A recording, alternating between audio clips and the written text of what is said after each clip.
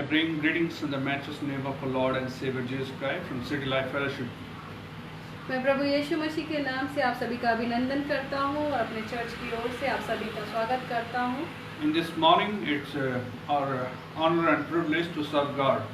इस सुबह काल में ये मेरे लिए बहुत ही सौभाग्य की बात है कि मैं परमेश्वर की सेवा कर पाऊँ। As in these days, as we are finding difficulties to get the physical all the believers together, but today's atmosphere, the church is beyond the boundaries.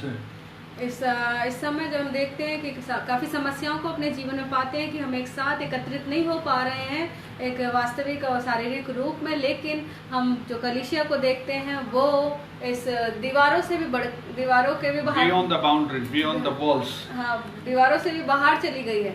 That means the word of God is not contained in the four walls. The word of God has a freedom to reach and transform the people.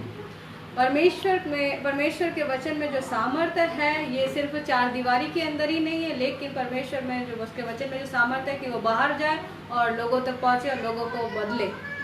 Today also the God is glorifying, God is multiplying the kingdom of God.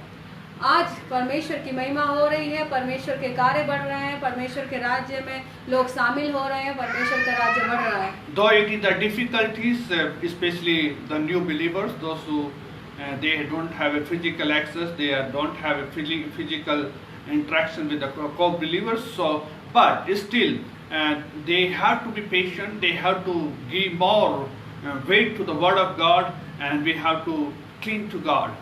मेरे प्रियो, हम लोग जो देख रहे हैं कि जो नए प्रभु में विश्वासी लोग हैं उन लोगों के लिए थोड़ी समस्या जा रही है, क्योंकि वो लोग संगति को प्राप्त नहीं कर पा रहे हैं, अपने लोगों से नहीं मिल पा रहे हैं, प्रभु के लोगों से नहीं मिल पा रहे हैं। लेकिन मेरे प्रियो, आप सब प्रभु में बने रहिए और घर पर परमेश्वर की आराधना स्तुति कीजिए।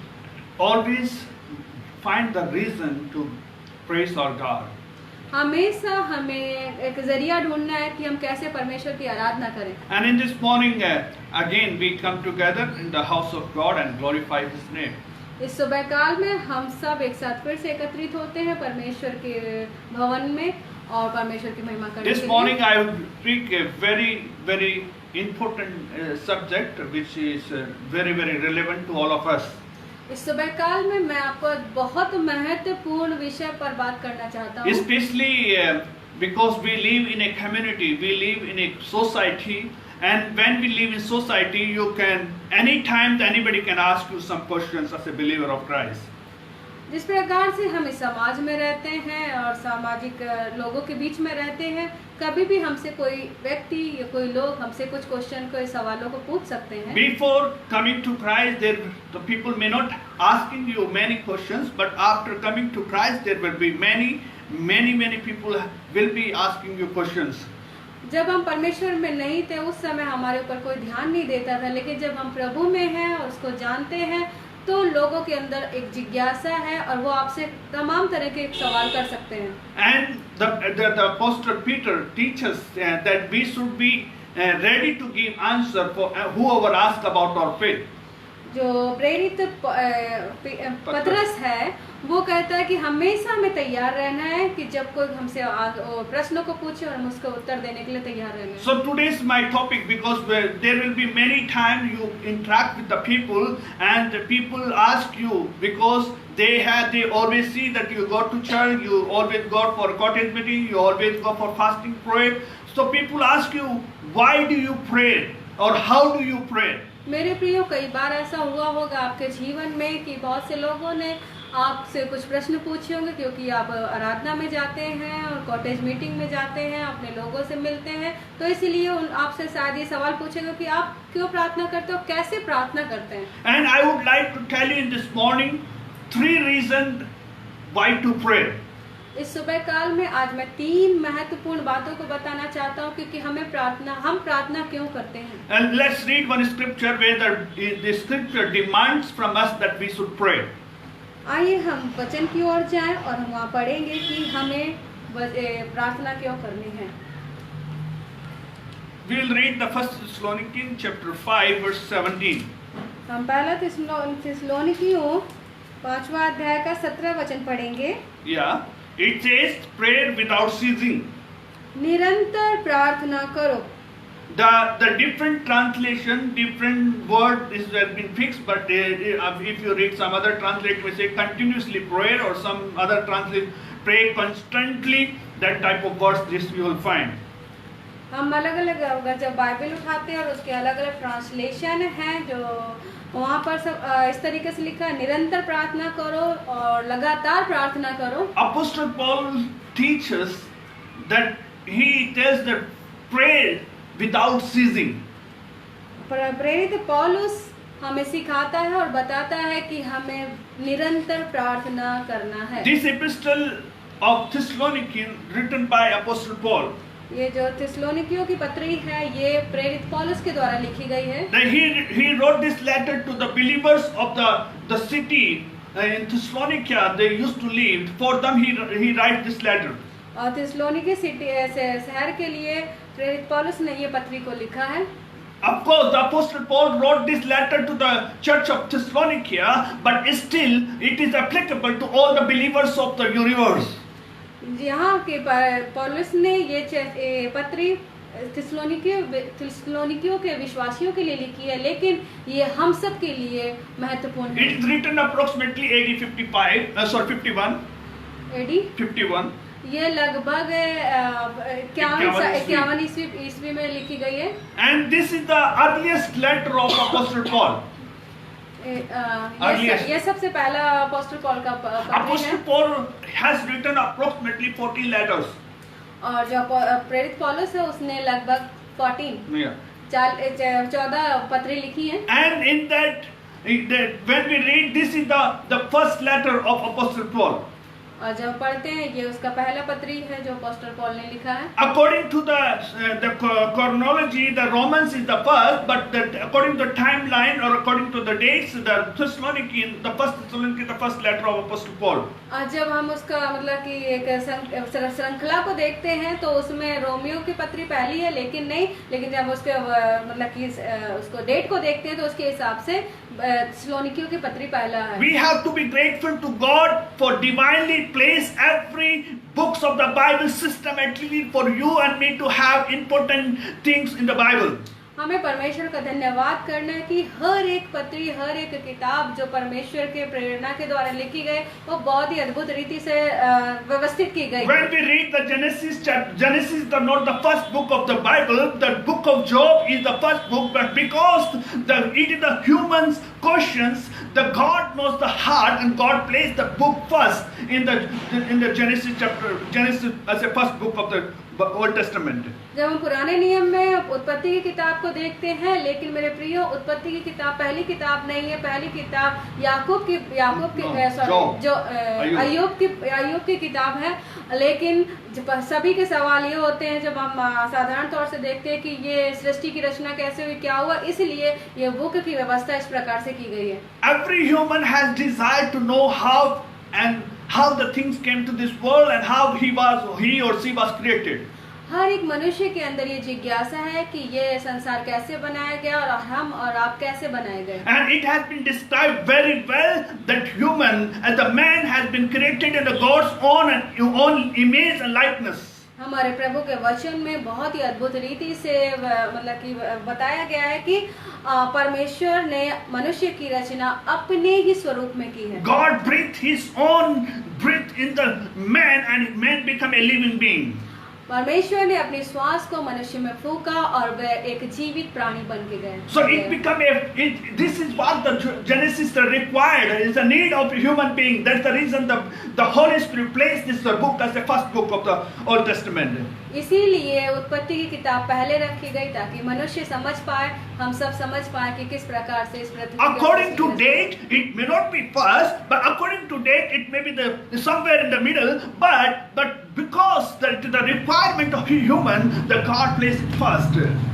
अगर हम उसके हिसाब से समय के हिसाब से देखें तो वो पहले नहीं है, लेकिन जिस प्रकार से मनुष्य की जरूरत के हिसाब से देखा जाए तो सबसे पहले वो बुक इसीलिए प्लेस की गई है कि वो उसको समझ सके। In the same way, in the New Testament, the Matthew is not the first book, but in the book of James is the first book. और जब नया नियम में देखते हैं तो जो मत्ती रचित सुसमाचार की किताब है वो पहले नहीं लिखी गई है, ये याकूब की पत्री पहले है। But because Matthew describes Jesus very well, who Jesus is and for what he has come, and Matthew gives the best description, and God placed about Jesus in the Matthew as first. और लेकिन जो मत्ती रचित सुसमाचार की किताब है वहाँ पर मत्ती ने बहुत ही अद्भुत रीति से परमेश्वर यीशु मसीह के जन्म और उसकी वंशावली और उसके बारे में बहुत अद्भुत रीति से वर्णन किया है, इसलिए उस किताब को पहला रखा गया है ताकि हम सब समझ पाएं। According to the description, the Matthew is the not first gospel, Mark is the first gospel, but Matthew describes Jesus as the King of Jews, and Jesus came to save his own people, and his own people did not receive him. और हम अगर मतलब कि सदियों के हिसाब से देखें तो मरकुस रचित सुसमाचार की किताब है वो पहले होनी चाहिए, लेकिन नहीं, मत्ती रचित सुसमाचार की किताब इसलिए पहले रखी गई क्योंकि वहाँ पर यहूदियों का राजा यीशु मसीह को दिखाया गया, बताया गया, क्योंकि परमेश्वर यीशु मसीह यहूदियों को बचाने छुड़ाने के लिए आया था। Let's come to the first Thessalonians. आइए हम दोबारा से पहला थिस्सलुनीकियों में चलें। In the first Thessalonians, there were believers in the church of Thessalonica. They have lot of doubts and lot of questions. So Apostle Paul solving their problem that he write this letter. थिस्सलुनीकियों की जो कलीसिया है वहाँ पर लोगों के पास बहुत सारी जिज्ञासाएं थी और जानने की इच्छा थी और बहुत सारे उनके संदेह थे, तो इसलिए ये पत्री लिखी गई और प्रेरित पौलुस ने इस पत्री को लिखा। Especially they have a misconception about the second coming of Jesus Christ. उनके जीवन में उनके अंदर एक मतलब संदेह था कि यीशु मसीह दोबारा आएगा कि नहीं आएगा। They were thinking that Jesus will come immediately. They were thinking that Jesus will come immediately. वो लोग ये सोच रहे थे कि यीशु मसीह अभी आ जाएगा। And then since Jesus is going to come very soon, they were not going their job properly. They were just leaving the job. They were just waiting and waiting. That's all. So Apostle Paul was encouraging them. God will come in His time. You should be always continuously have faith in Him and wait upon Him. You need not to quit your duties. प्रेरित पौलुस यहाँ पर उन लोगों को मतलब कि उत्साहित करता है कि तुम लोग अपने काम को कार्य को न छोड़ो और निरंतर करते रहिए जो कर रहे हैं। परमेश्वर अपने नियुक्त समय पर आएगा, क्योंकि उनके अंदर ये थिस्सलुनीकियों की कलीसिया में संदेह था कि प्रभु यीशु मसीह आने वाला है, तो हम ये सब काम क्यों करें। Here the chapter 5 verse 7 it says the prayer without ceasing. और जो 5वां अध्याय का 17 में ऐसा लिखा है, निरंतर प्रार्थना करो। Apostle Paul tells the church to pray without ceasing. प्रेरित पौलुस यहाँ पर कलीसिया को बोल रहा है निरंतर प्रार्थना करो। My dear brothers and sisters, the prayer is an essential part of a Christian living. और जो प्रार्थना है वो बहुत महत्वपूर्ण भाग है एक मसीह समुदाय और समाज के लिए। Somebody said, more prayer, more power, less prayer, less power, no prayer, no power. किसी ने ऐसा कहा है, ज्यादा प्रार्थना करेंगे ज्यादा सामर्थ मिलेगी, कम प्रार्थना करेंगे कम सामर्थ मिलेगी, बिल्कुल प्रार्थना नहीं करेंगे कोई सामर्थ नहीं मिलेगी। The prayer is an essential part of a Christian life. जो प्रार्थना है बहुत ही महत्वपूर्ण भाग है एक मसीह जीवन। In prayer, through prayer, the many things have been achieved in a life. और प्रार्थना के द्वारा हम अपने जीवन में बहुत सारी चीजों को प्राप्त कर सकते हैं। Apostle Paul here writes prayer without ceasing or prayer continuously.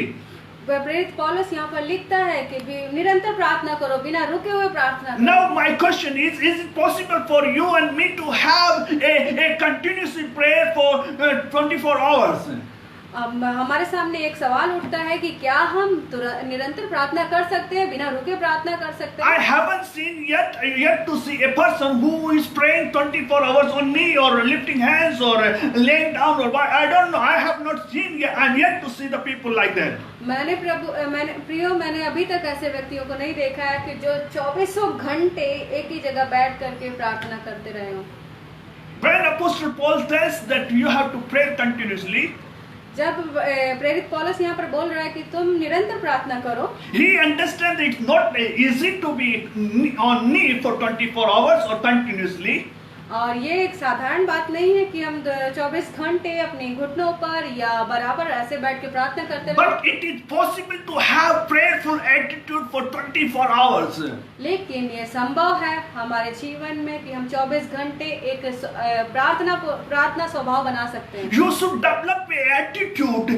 It should be your nature to have a prayer life always. ये हमारे अंदर हम एक स्वभाव को बना सकते हैं कि हम 24 घंटे प्रार्थना कर सकते हैं। This attitude built, it has to be built upon depending upon God.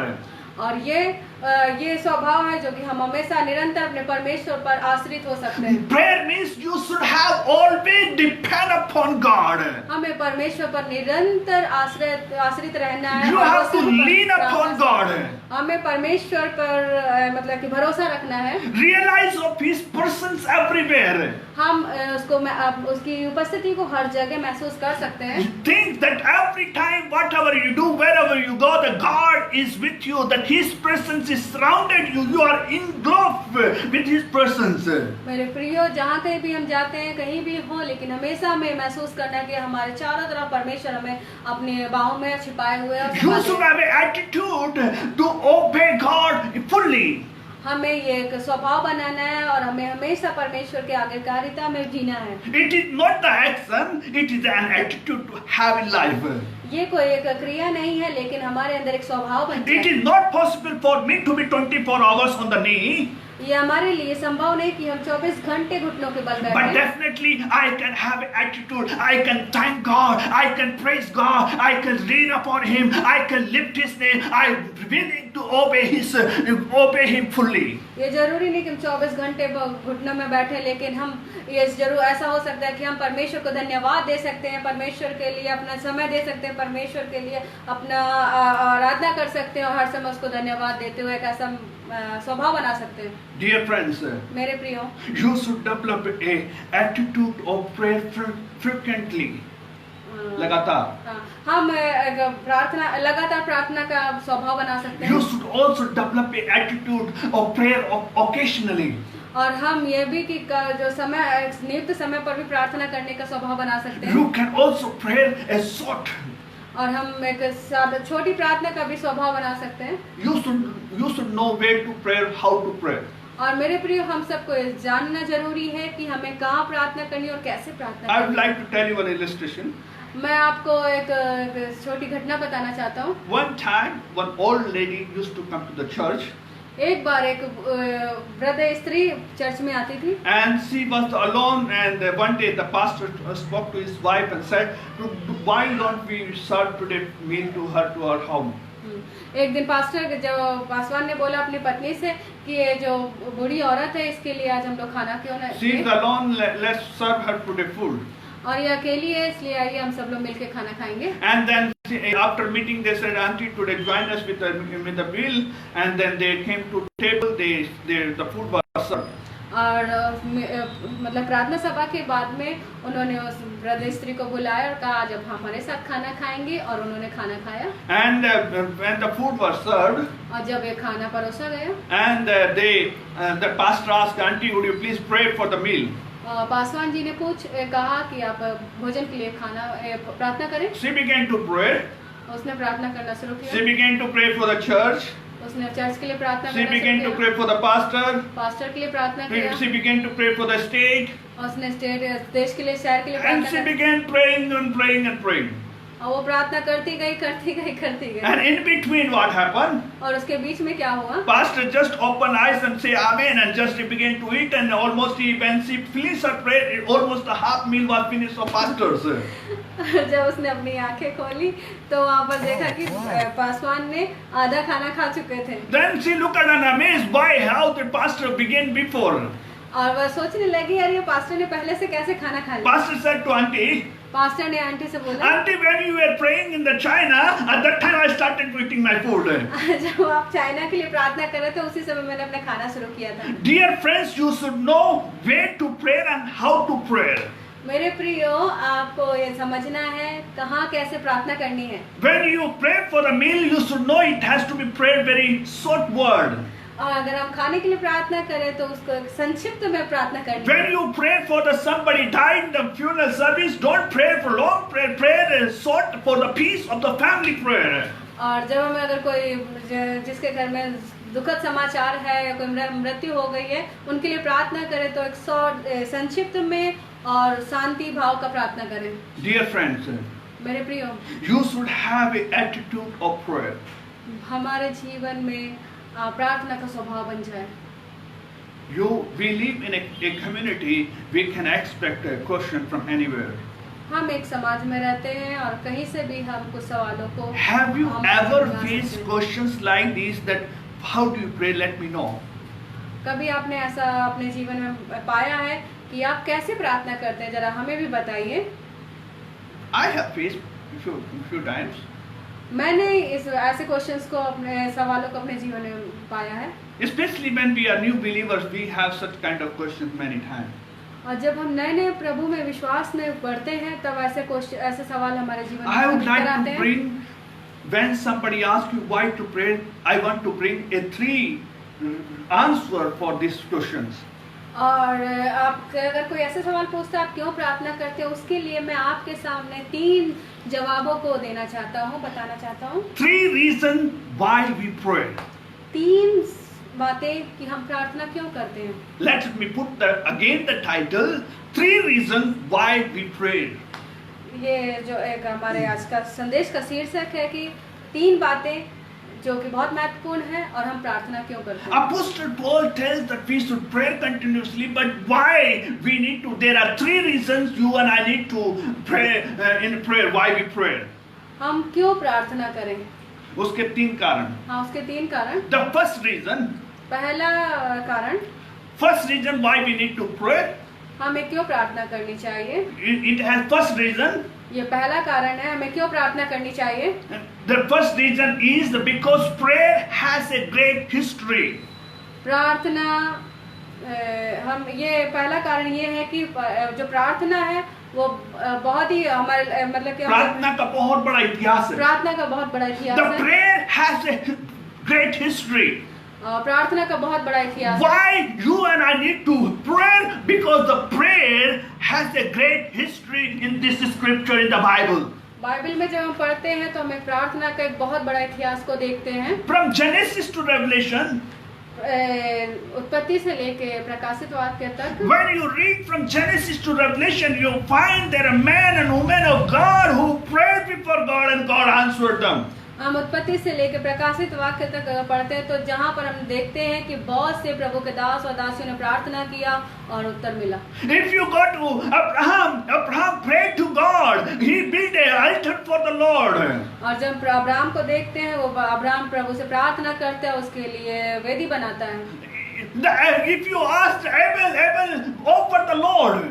और जब अबेल को देखते हैं कि वो परमेश्वर के लिए देता है। If you see Isaac, he prayed to God. और जब इसहाक को देखते हैं उसने भी प्रभु से प्रार्थना की है। In Noah he prayed. Genesis chapter 8 verse 20. If you read, you find the Noah prayed before God. He built an altar to the Lord. और जब नोहा को देखते हैं उत्पत्ति के 8 के 20 में कि वो परमेश्वर के लिए वो वेदी बनाता है और वहाँ पर वो परमेश्वर की आराधना करता है। Abraham chapter 12 of Genesis, he prayed to God. He built an altar to the Lord. और अब्राहम को देखते हैं उत्पत्ति के 12 के 8 में तो वहाँ पर भी परमेश्वर के लिए वो वेदी बनाता है और The Moses in Exodus, he prayed to God and he built an altar to the Lord. और मूसा को देखते हैं वो भी परमेश्वर की वेदी बनाता है और वहाँ पर प्रार्थना करता है। Jacob built an altar to the Lord. और याकूब को देखते हैं उसने भी परमेश्वर की वेदी बनाकर उसे प्रार्थना किया है। Joseph had a fear of God upon him. और जो यूसुफ है उसका भी परमेश्वर के ऊपर बहुत बड़ा अनुग्रह था सिर्फ प्रार्थना के द्वारा। The Miriam, the sister of Moses, she had the encounter with the Lord and she danced before God.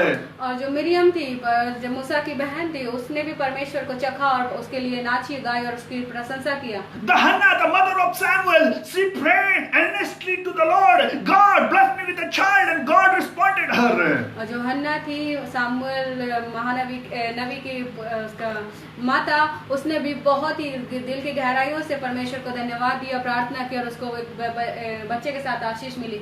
Joshua prayed and they conquered the Jericho land. यहोशू ने जब प्रार्थना किया तो उसने जरीको के देश को, राज्य को मतलब कि हासिल किया। David, he prayed and he conquered the bears and the lions. और जब दाऊद ने प्रार्थना की तो वह मतलब कि भालुओं से और शेरों से लड़ाई सामर्थ पाया। And Solomon prayed and he dedicated the house of God and the glory of God was upon that land, the temple of the Lord. और जब सोलोमन ने जो परमेश्वर का मंदिर बना, उसने प्रार्थना किया और वहाँ पर परमेश्वर की महिमा उतरी। Hey brothers and sisters, what I am speaking of? मेरे प्रिय भाइयों बहनों, मैं आपसे क्या बताना चाहता हूँ? I am telling you why we need to pray, because the prayer has a great history in the Bible. हमें क्यों प्रार्थना करनी है? क्योंकि प्रार्थना का एक बड़ा इतिहास हम परमेश्वर के वचन में पाते हैं। There are many people, many servants of and God answered their prayer. यहाँ तक कि बहुत सारे हमारे जो मतलब परमेश्वर के दास और दासी प्रार्थना करते हैं, उनकी प्रार्थना सुनी गई है और परमेश्वर का अनुग्रह उन पर हुआ है। Josaphat prayed, Ezekiel prayed, Jeremiah prayed, Hezekiah prayed, Elisha prayed, Elia prayed, and Jewish people used to have prayer. Joshua ने प्रार्थना की, एलिया ने प्रार्थना किया, या सभी लोगों ने इस तरीके से प्रार्थना किया और परमेश्वर ने उनका उत्तर दिया, आशीष दी। These were the Old Testament saints. ये पुराने नियम के संत लोग थे। In the New Testament, apostles, they used to pray before God. और जब नए नियम में देखते हैं तो प्रेरित लोग परमेश्वर के सामने प्रार्थना करते हैं। And you know, the apostle Paul prayed. प्रेरित पौलुस प्रार्थना करता है। Peter, he prayed. पतरस प्रार्थना करता है। James, he prayed. याकूब प्रार्थना करता है। Stephen, he prayed before God and asked the people to, God, forgive the people, they do not know what they are doing. Stephens जो उसके ऊपर पत्थरवाह किया जा रहा था, वो प्रार्थना कर रहा था परमेश्वर से और वो ये प्रार्थना कर रहा था, इनको तो क्षमा कर, ये लोग नहीं जानते ये क्या कर रहे हैं। The first reason why you and I need to pray, because the God has put a great history in the scripture. Because the Bible, the prayer has a great history in the Bible. Therefore, you and I need to pray, and definitely all throughout the servants of God, they have got answer from God. Definitely, your prayer will be answered. मेरे प्रियो, हमें क्यों प्रार्थना करना है? हमें इसलिए प्रार्थना करते कि एक बड़ा प्रार्थना इतिहास हमारे पीछे है, जो कि हम देखते हैं कि कितने प्रार्थना के योद्धा लोग, और वो एक मतलब कि उन लोगों ने प्रार्थना की, उनकी सुनी गई, तो इसलिए हमें भी निरंतर प्रार्थना करना है। My brothers and sisters, मेरे प्रिय भाई और बहनों, whatever I have in my life today, जो कुछ भी मेरे जीवन में आज I have everything received by prayer. और जो कुछ भी मेरे जीवन में, मैंने हर एक बातों को, हर एक चीजों को परमेश्वर से प्रार्थना के द्वारा प्राप्त When किया। I left my house, I did not have proper clothes. जब मैंने अपने घर को छोड़ा था, मेरे पास कुछ नहीं था। I used to pray, God, I need to have clothes.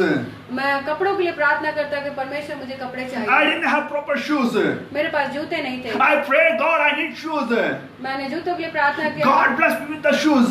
परमेश्वर ने मुझे जूतों से Likewise, many things. इस प्रकार से परमेश्वर ने मुझे बहुत सारी चीजों से आशीषित किया। I received by prayer. सब कुछ मैंने परमेश्वर के प्रार्थना के द्वारा प्राप्त किया। And I know you have been received many things from the Lord by the prayer. और मैं जानता हूँ कि आप सभी लोगों ने परमेश्वर से प्रार्थना करके बहुत सारी आशीष And that you have seen, then that takes you through the testimonies of the servants of God who have received many things from God through the prayer, and God has answered their prayers. आपने शायद बहुत सारे परमेश्वर के दासों को भी सुना होगा जिन्होंने प्रार्थना किया और उन्होंने बहुत सारी आशीषें, बहुत सारी चीजें परमेश्वर के प्रार्थना के द्वारा प्राप्त की होंगी। You serve a God, the God of history.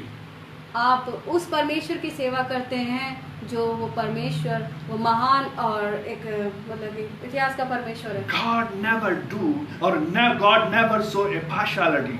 परमेश्वर कभी भी किसी से पक्षपात नहीं करता है। He didn't. If he worked for Abraham, he will definitely work for you. If he worked for Jacob, definitely he will work for you. If he worked for Joseph, definitely he will work for you too. अगर वो Abraham के लिए कार्य कर सकता है, वो आपके लिए भी कर सकता है। याकूब के लिए, यूसुफ के लिए काम करता है, वो आपके लिए जरूर काम करेगा। Hallelujah. Hallelujah. Hallelujah. Hallelujah. Be of a good cheer and don't never give up your praise. But the Apostle Paul said, continuously, without ceasing, keep on praying on your matters. मेरे प्रभु के लोगों, आप लोग परमेश्वर में सामर्थ्य हो जाओ और बिना रुके हुए निरंतर प्रभु से प्रार्थना करने वाले बन जाओ। The first reason, prayer has a great history. Therefore, you and I need to pray. पहली बात कि प्रार्थना एक बहुत बड़ा इतिहास है हमारे पीछे, जिसे हम प्रार्थना करते हैं। Second reason, दूसरी बात, the prayer has a pattern.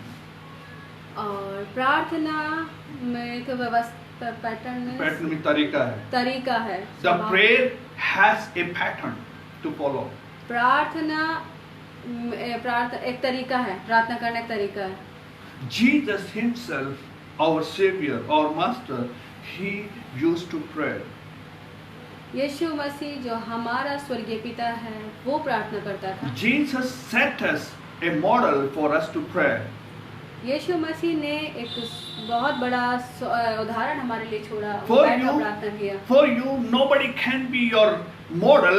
There should be only one model, that is Jesus for us. शायद हमारे लिए कोई भी एक बहुत बड़ा एक उदाहरण नहीं होगा या ऐसा जो कि, लेकिन यीशु मसीह ने हमें अपना जीवन को दिखाकर Don't try to make any other model. We should have only one model, that is the model Jesus himself. हमेशा हम इधर उधर के लोगों को नहीं, लेकिन हमारे जीवन में अपने परमेश्वर को एक अपना वो बना ले। Our Master, he taught us to pray. हमारे प्रभु ने हमें प्रार्थना करना सिखाया। Jesus himself used to pray. यीशु मसीह स्वयं प्रार्थना करता था। Jesus, all the decisions of his life, he took a decision on the prayer. और यीशु मसीह के जितने भी जो मतलब कि डिसीजन थे, निर्णय थे, वो सब प्रार्थना के द्वारा। Even the selecting disciples, he prayed all night. यहाँ तक कि जब उसने चेलों को चुना है, उस समय भी उसने पूरी रात प्रार्थना किया। Even to come to the ministry, he took the 40 days fasting and prayer. और यहाँ तक कि जब वो परमेश्वर से सेवा कार्य में उतरा, तब भी उसने उससे पहले 40 दिन और 40 रात परमेश्वर के Even for doing tomorrow's ministry, he used to seek the Lord and ask the Father to anoint him and fill him with the things of his, that he may be able to accomplish what the Father is asking to do for him. यहाँ तक कि अगर वो दूसरे दिन सुबह सेवा करने के लिए निकलता, उसके लिए वो पूरी रात में बैठ करके परमेश्वर से प्रार्थना करता था, उसकी सामर्थ को मांगता था। We have a model. Jesus himself is our model. He set pattern for us because he prayed. Therefore, you and I need to have prayer. यीशु मसीह हमारे लिए एक बड़ा उदाहरण है, जो उसमें निरंतर प्रार्थना करने वाला है, इसलिए हमें भी प्रार्थना करने की। Hallelujah. Hallelujah. You can, as I said, it's not possible to put your knee all together for a long time, but we can have many gestures to have prayer. मेरे प्रियो, ये संभव नहीं है कि हम घुटनों के बल निरंतर बैठे रहें, लेकिन हम अलग अलग तरीके से प्रार्थना कर सकते हैं। In a biblical, there are biblical gestures. और अगर हम मतलब कि बाइबल से देखेंगे तो एक अलग प्रार्थना करने की बहुत सारी क्रियाएं हैं। The first, that we can lift or we can stand and pray. हम खड़े होकर के परमेश्वर की प्रार्थना कर सकते हैं। Matthew chapter 26 verse 39. मत्ती रचित सुसमाचार की किताब 11 के 25 में ऐसा लिखा है। Sorry, Mark chapter 11 verse 25. 11 Mark 11:25.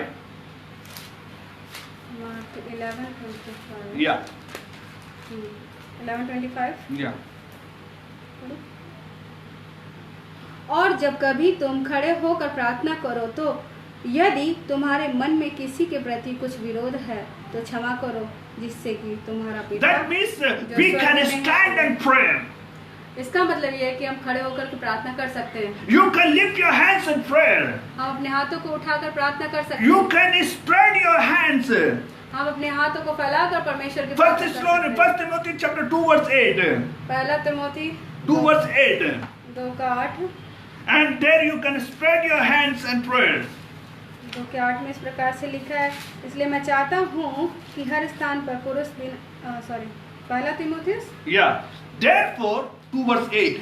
Therefore I पवित्र हाथों को उठाकर Yeah. देना, प्रार्थना करो। It says, I want men in every place to pray, lifting up holy hands without wrath. हाँ, बिना क्रोध और विवाद के पवित्र हाथों को उठाकर प्रार्थना करो। That means you can stand and pray, you can lift your hands and pray. इसका मतलब कि हम खड़े होकर प्रार्थना कर सकते हैं, अपने हाथों को उठाकर परमेश्वर की प्रार्थना कर सकते हैं। You can lay down and you can pray. हम पर लेट करके प्रार्थना कर सकते हैं। लेट करके प्रार्थना कर सकते हैं। हाँ, लेट कर। And then you can lay down on the ground and still you can pray. हम मुंह के बल लेट करके भी परमेश्वर से प्रार्थना कर सकते हैं। You can stand and put your head up and you can pray. हम अपने सिर और हाथ को उठाकर परमेश्वर के आगे प्रार्थना कर सकते हैं। You can open your eyes and pray. That's what Psalm 21 verse 21 says. और I will lift my eyes toward the mountains. 121 भजन संहिता 121 में इस तरीके से कहता है कि मैं अपनी आंखें पर्वतों की ओर उठाऊंगा। That means you can lift your eyes, you can open your eyes and you can pray. और हम अपनी आंखें खोल करके ऊपर उठा करके सिर को परमेश्वर की प्रार्थना You can close your eyes and pray. हम अपनी आंखें बंद करके भी परमेश्वर की आराधना कर सकते By हैं। sitting down you can pray. हम नीचे बैठ करके भी परमेश्वर की आराधना कर सकते हैं।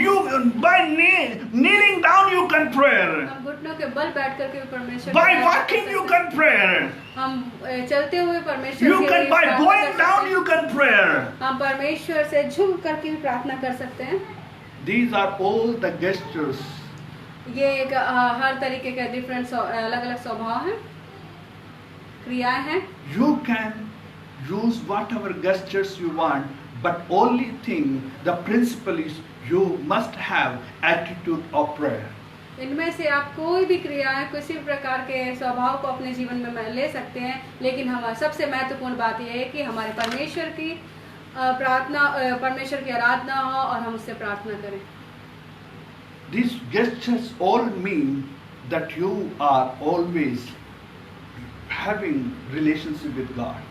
ये जो क्रियाएं हैं और स्वभाव हैं, इससे ये पता चलता है कि हम हमेशा परमेश्वर के साथ प्रार्थना करने वाले हैं। Standing action shows that you want to praise Him, that He is the supreme. और खड़े होकर जब हम प्रार्थना करते हैं तो ये बात है कि हम खड़े, वो महान सामर्थी परमेश्वर, हम उसके खड़े होकर स्तुति प्रशंसा करें। When you kneel down and pray, this shows that your humility, signs of humbleness, and it tells you the confessing repentance, looking toward God. जब हम घुटनों के बल झुक करके परमेश्वर से प्रार्थना करते हैं तो ये एक हमारी दयनीय और परमेश्वर के प्रति मतलब कि अपने आप को देना, नम्रता, दीनता को दिखाता है। And it shows that putting our complete trust in Him. हम अपना पूरा भरोसा, संपूर्ण भरोसा परमेश्वर पर रखते हैं, ये ऐसा दिखाता है। And standing up, that means it shows that you are trusting Him always. और हम जब खड़े होकर के उसकी ओर देखते हुए प्रार्थना करते हैं, इसका मतलब ये है कि हम हमेशा पूर्ण रूप से उस पर भरोसा। My help comes from nowhere, but my help comes from the Lord. My help comes from the मेरी सहायता कहीं से नहीं, लेकिन मेरी सहायता यहोवा की ओर से आती है। यहोवा की ओर से आती है। First, it is because prayer has a great history. Second, the prayer has pattern. पहली बात यह है कि जो प्रार्थना का एक बहुत बड़ा इतिहास है हमारे पीछे, और दूसरी बात है कि प्रेयर करने का तरीका है। Third, और तीसरी बात ऐसा है, the prayer is the only key to open the heaven. और सिर्फ प्रार्थना एक ऐसी कुंजी है जो कि स्वर्ग को खोलती है। Are you hearing me, my brothers and sisters? क्या आप मुझे सुन रहे हैं मेरे प्रिय भाई बहनों? Why you and I need to pray? हमें क्यों प्रार्थना करना है? It's not only the history. ये केवल ऐतिहासिक बातें के लिए नहीं, It's not only the pattern. ये केवल ये नहीं कि हमें उसको पैटर्न को फॉलो करना है, But prayer is the key to open heaven. प्रार्थना एक ऐसी कुंजी है जो स्वर्ग को खोलती है। The prayer, if you want to talk somebody, these days you can easily communicate with them, the email or WhatsApp or Facebook or Twitter or whatever other media. यदि आज हम साधारण तौर से देखें, अगर आज हम किसी से बात करना चाहते हैं, ईमेल के द्वारा, फेसबुक के द्वारा, चैट के द्वारा, हम अलग अलग मीडिया के थ्रू बात कर सकते हैं।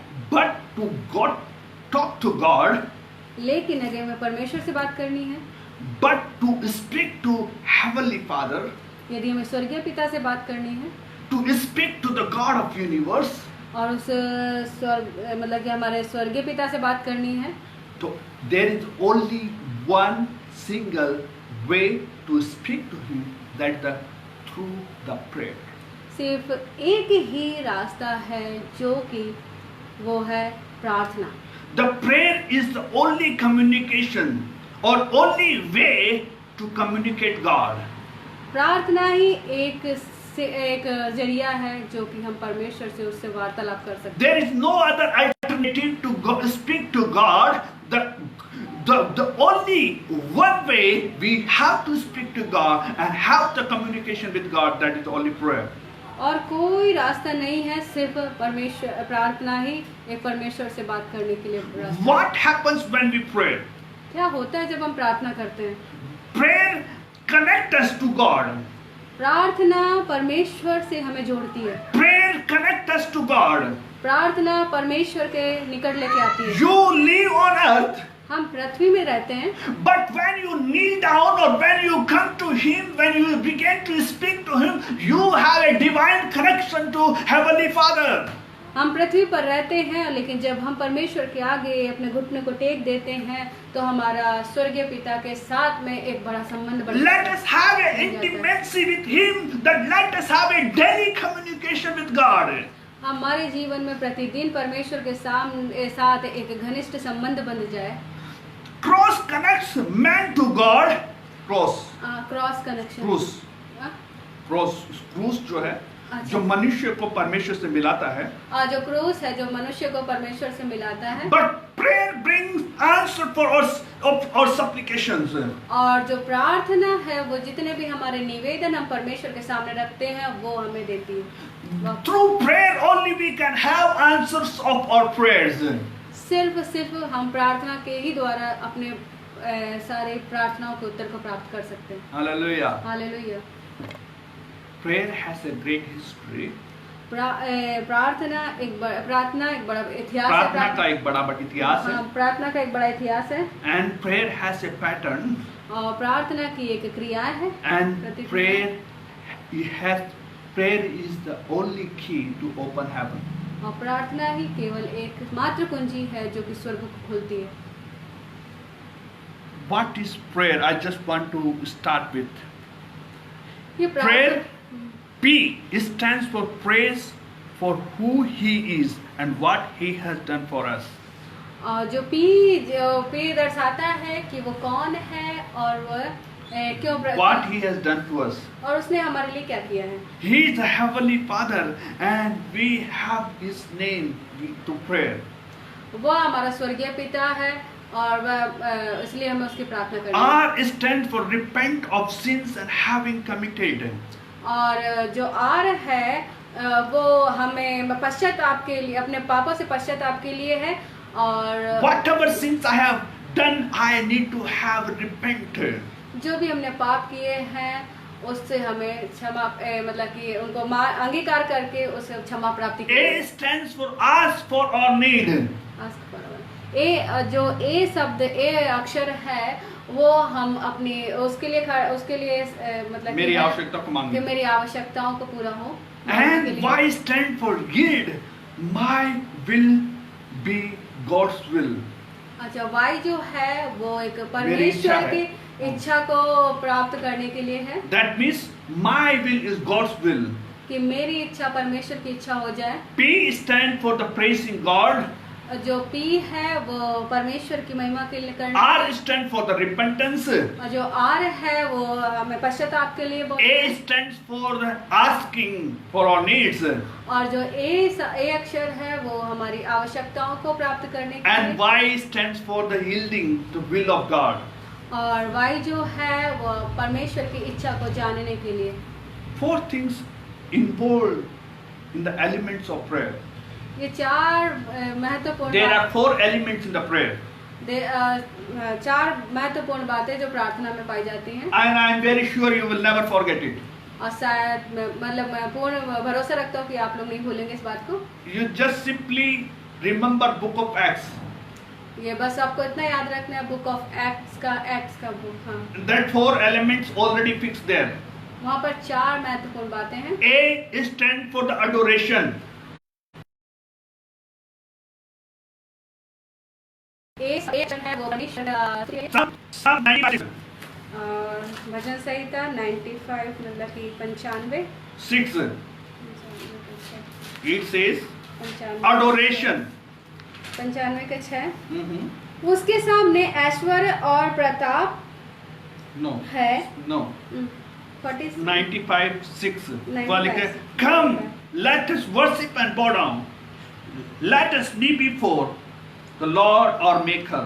आओ हम झुक कर आराधना करें और अपने सृजनहार यहोवा के सामने घुटने टेकें। The 4 elements, the first element is to A, stand for the adoration. आओ हम परमेश्वर के सामने झुक कर उसकी आराधना करें। In a prayer, we have to adore God, who we are and what He has done in our life. हमें परमेश्वर की महिमा करनी है और उसको हमेशा धन्यवाद देना है कि उसने हमारे लिए कितने महान कार्य किए। Come and let us worship and bow down. Let us kneel before the Lord our Maker.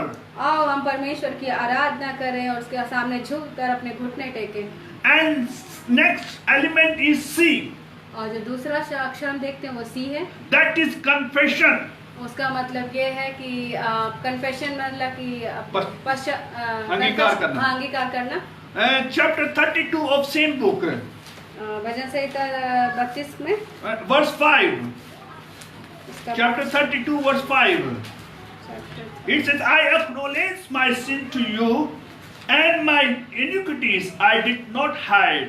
And I said, I will confess my transgressions to the Lord, and you forgive the guilt of my sin. मैंने तेरे सामने अपने पाप मान लिया और अपना अधर्म ना छिपाया। मैंने कहा मैं अपने अपराध यहोवा के सामने मान लूंगा, तब तूने मेरे पाप के दोष को क्षमा किया।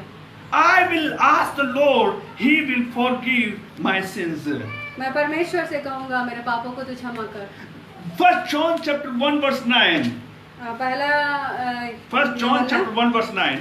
उसका 1 का 9 It says, इस प्रकार से कहता है, if we confess our sins, यदि हम अपने पापों को अंगीकार करते He हैं, is faithful and righteous to forgive all our sins वह बहुत विश्वास योग्य है कि वह हमारे पापों को क्षमा करे and to cleanse us from all unrighteousness. और हमें सब अधर्म से शुद्ध करने के विश्वास योग्य। The first element in the prayer involves adoration, and second, the elements involved in the prayer, that is the confession. पहला जो एलिमेंट है एक वो एडोरेशन के लिए मतलब परमेश्वर की महिमा करने के लिए, और दूसरा कन्फेशन कि हम अपने आप को पापों को अंगीकार करके परमेश्वर से क्षमा प्राप्ति करें। And third elements in the prayer is thanksgiving. और तीसरी बात है टी जो खड़ा हुआ है बताया जा रहा है वो परमेश्वर को धन्यवाद देने के लिए। The Philippians chapter 4 verse 6. जो फिलिपियों की पत्री Philippians 4 verse 6. फिलिपियों 4 verse 6 Be an exile. Sorry. How it says? Check. 6 किसी भी बात की चिंता ना करो, परंतु प्रत्येक बात में प्रार्थना और निवेदन के द्वारा तुम्हारी विनती धन्यवाद के साथ परमेश्वर के सम्मुख प्रस्तुत की जाए। Don't worry or do not be anxious, but everything by prayer, supplication, thanksgiving, let your request be made known to God. परमेश्वर के सामने आपकी सारी धन्यवाद और परमेश्वर के सम्मुख प्रस्तुत की जाए। That means thanksgiving. इसका मतलब धन्यवाद की भेंट। We as a believer of Christ, as the body of Christ, we should have developed a thanksgiving spirit. हम जिस प्रकार से परमेश्वर के एक अंग हैं, इसलिए हमें यह स्वभाव बनाना है अपने जीवन में कि हम परमेश्वर को हमेशा धन्यवाद देते रहें। We should be thankful to God and God's people. हमेशा हमें परमेश्वर के लोगों को धन्यवाद देना है। We should be grateful to Him that what He has done to us. हमेशा हमें परमेश्वर का धन्यवाद देना है कि उसने हमारे लिए क्या किया है। And in prayer and supplication with the thanksgiving, let our prayer request known to God. प्रत्येक बात में प्रार्थना और निवेदन के द्वारा तुम्हारी विनती धन्यवाद के साथ परमेश्वर के सम्मुख प्रस्तुत की जाए। And fourthly, और चौथी बात it is the supplication. निवेदन, supplication. निवेदन। 1 Timothy chapter 2 verse 1. पहला तीमुथियुस की पत्री Chapter 2 verse 1. Chapter 2 verse 1। What is it? First of all, then I urge the entreaty and prayer, petitions, thanksgiving be made on behalf of all men. अब सबसे पहले मेरा अनुरोध यह है कि विनतियाँ और प्रार्थनाएं, निवेदन तथा धन्यवाद सब मनुष्यों के लिए अर्पित किए जाएं। The supplication has to be made for everyone. जो निवेदन है वो सबके लिए होने चाहिए। Or prayer and or petition to God. हमारी जो प्रार्थना और निवेदन है वो परमेश्वर के लिए। My dear brothers and sisters, मेरे प्रिय भाइयों बहनों, the 4 elements involved in the prayer. ये 4 जो मतलब की बातें हैं वो प्रार्थना में हैं। We should adore God. हमें परमेश्वर की महिमा करनी है। We should confess our sins. हमें अपने पापों से अंगीकार करना है। We should be thankful to Him. हमें परमेश्वर को हमेशा धन्यवाद देते We रहना है। should put our supplication to Him. हमें अपनी विनतियाँ निवेदन परमेश्वर के सामने रखनी है। Why do we need to pray? हमें क्यों प्रार्थना करनी चाहिए? Because of God's glory. क्योंकि परमेश्वर महिमामहीन है। Why we need to pray? हमें क्यों प्रार्थना करनी चाहिए? Because prayer brings the spiritual blessing in our life. क्योंकि ये जो प्रार्थना है वो हमारे जीवन में आत्मिक जागृति लेके आती है। Why you need to pray? हमें क्यों प्रार्थना करनी है? Because we need to pray. We need क्योंकि to pray. हमें प्रार्थना करनी चाहिए। 3 things. 3 बातें। When you go somewhere, somebody asks you questions, you should be ready to give answer why you pray, because prayer has a great history, prayer has a pattern, and the prayer is the only way to open heaven. अगर हमसे कोई पूछता है कि आप क्यों प्रार्थना करते हैं, पहली बात तो कि प्रार्थना एक बहुत बड़ा प्रार्थना के पीछे बहुत बड़ा इतिहास है। दूसरी कि हमें प्रार्थना एक तरीका है, और तीसरी बात कि सिर्फ प्रार्थना ही एक स्वर्ग को खोल सकती है। Let's in this afternoon, let's look to the Lord and ask God, thank you that you have set a great history where I can assure that my prayer will be answered. आइए इस दोपहर काल में हम परमेश्वर को धन्यवाद दें और ये कहें कि धन्यवाद हो प्रभु कि आपने हमारे लिए ये एक प्रार्थना रखा कि हम आपसे बातचीत कर सकें। Say, God, thank you, Lord Jesus, for you have set a pattern for us to pray. धन्यवाद हो कि परमेश्वर ने हमारे लिए एक ऐसा प्रक्रिया बनाई है कि हम किसी भी तरीके से परमेश्वर की प्रार्थना कर सकते हैं। You cannot send email, you cannot have WhatsApp, you cannot have Facebook, nothing to have God to speak to you, only the prayer. The prayer is the only key to open heaven for us. हम WhatsApp और email और chat नहीं कर सकते परमेश्वर से, लेकिन हम परमेश्वर से सिर्फ प्रार्थना करके उससे बातचीत कर सकते हैं, क्योंकि वही एक स्वर्ग की कुंजी है। Let's have word of prayer. आइए हमारे साथ प्रार्थना कीजिए।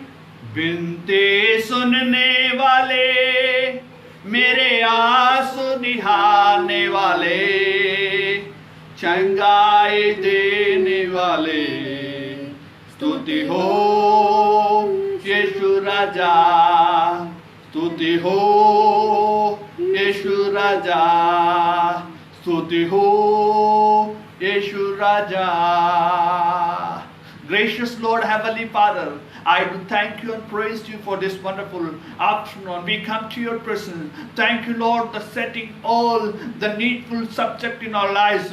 Father, help us to be prayerful, Lord. Help us to be continuously pray. Lord, help us that we may have an attitude to pray. Depend upon you. Obey your commands. Obey your will, Lord, in our life, Father God. Lord, we thank you. Lord, we know that prayer is very essential for our life. Many of the time we have taken very lightly. But Father, teach us. Oh Father, help us to pray more. We thank you and praise you for everything. Thank you for hearing us. In Jesus' mighty name we pray. Amen. Amen. God bless you. Have a blessed Sunday, and may God use you mightily.